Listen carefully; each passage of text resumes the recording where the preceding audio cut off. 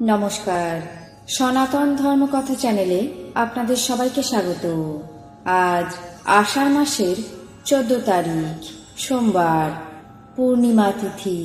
মহাভারতের সভা পর্বের 70তম অধ্যায়ে যুধিষ্ঠিরের দ্বারা ভীমের সান্ত্বনা পর্ব শুরু করব। নারায়ণং নমস্কৃত্য নরং চৈব নরোত্তমং দেবীং সরস্বতীং ব্যাসাং ততো জয়মুদীরয়েৎ। কর্ণ বললেন, আমরা যে সকল অসামান্য কামিনীদের কথা শুনেছি তাদের মধ্যে কোন স্ত্রীলোকের কর্ম এমন শুনিনি। পাণ্ডব এবং কৌরবগণ সকলেই অধিক ক্রোধ পরতন্ত্র হয়েছিলেন।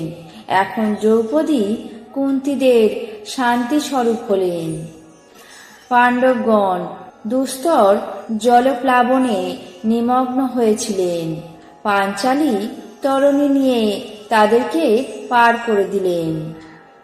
অসহিষ্ণু ভীম কর্ণের কথা শুনে অস্থির হয়ে বললেন, হ্যাঁ, স্ত্রী পাণ্ডবদের গতি হলো।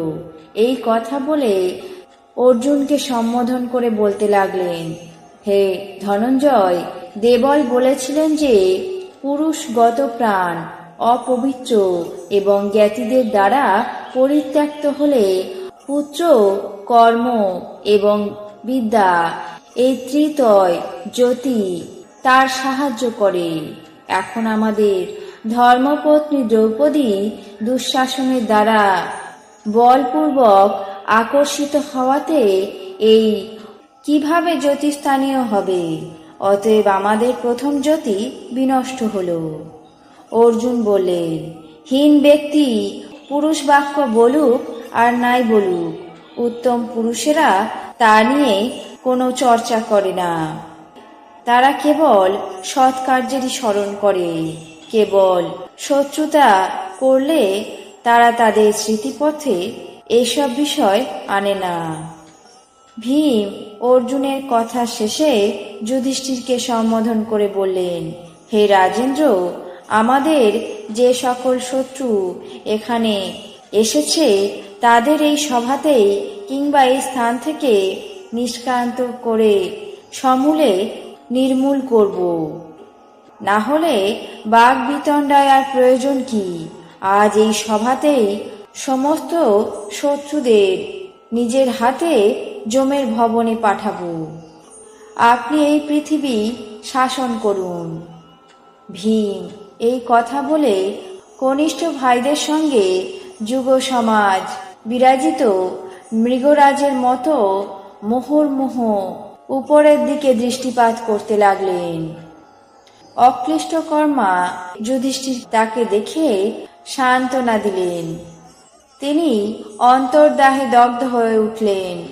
রোষ বশে তার কর্ণ এবং দেহরন্ধ্র থেকে অগ্নিস্ফুলিঙ্গ এবং শিখা বিনির্গত হতে লাগল।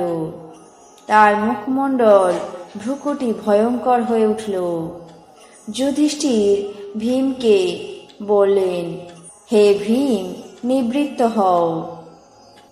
তারপর ধৃতরাষ্ট্রকে হাত জোর করে বলতে লাগলেন, হে রাজন, আমরা কি করব তার অনুমতি করুন। আপনি আমাদের ঈশ্বর। আমরা চিরদিন আপনার শাসনের অনুবর্তী হয়ে থাকতে ইচ্ছা করি। আজ মহাভারতের সভা পর্বের 70তম অধ্যায়ে যুধিষ্ঠিরের দ্বারা ভীমের সান্ত্বনা পর্ব এখানে শেষ করছি। বাকি অংশ আগামী পর্বে পাঠ করে শোনাব। এখন জেনে নেব আজকের দিনের 12টি রাশির রাশিফল। মেষ, ক্ষতি। বৃষ, আর্থিক লাভ।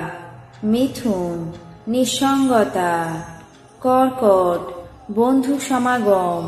সিংহ, রোগ ভোগ।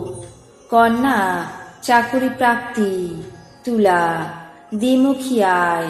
বৃশ্চিক দালালিতে লাভ, ধনু ক্রীড়ায় সাফল্য, মকর ব্যবসা বৃদ্ধি, কুম্ভ নৈরাশ্য, মীন পিঠে ব্যথা।